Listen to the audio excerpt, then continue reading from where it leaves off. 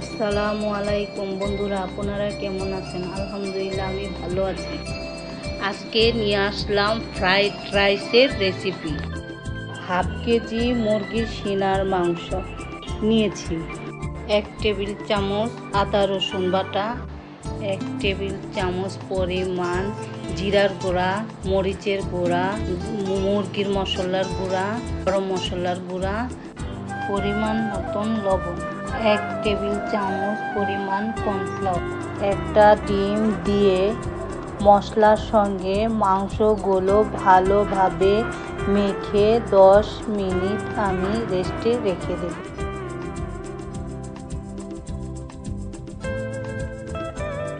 এখানে আমি 3টা ডিম নিয়েছি। পরিমাণ মতন লবণ দিয়ে আমি ভালোভাবে ফেটে নিব।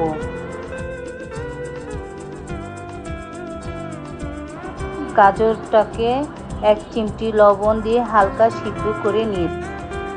হাফ কেজি চালের জন্য 2 লিটার পানিতে 1 টেবিল চামচ লবণ, 2 টেবিল চামচ সাদা তেল দিয়ে চাউলটাকে আমি সিদ্ধ করে নিব।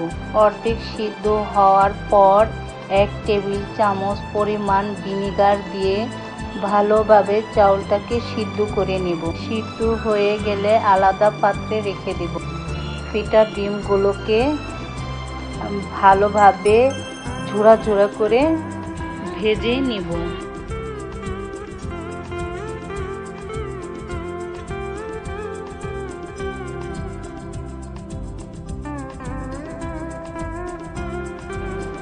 সেই পাত্রে সাদা তেল দিয়ে মাংসগুলোকে আমি ভালোভাবে ভেজে নিব।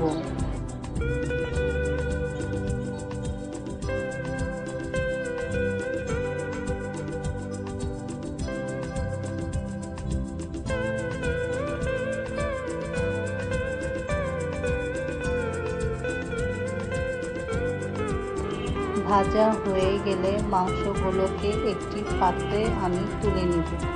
মাংস ভাজার সেই তেলে পেঁয়াজ মরিচ কুচি, আদা রসুন কুচি, সিদ্ধ করা গাজর ও ক্যাপসিকাম, 1 টেবিল চামচ পরিমাণ আদা রসুন বাটা,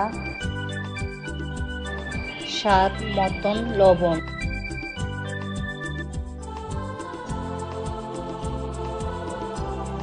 1 টেবিল চামচ পরিমাণ মশলাগুলো আমি দিয়ে দিব। ভাজা মাংস ও ডিম ঝুরি দিয়ে দিব। এখন ভালোভাবে আমি সব কিছু মিশিয়ে নিব।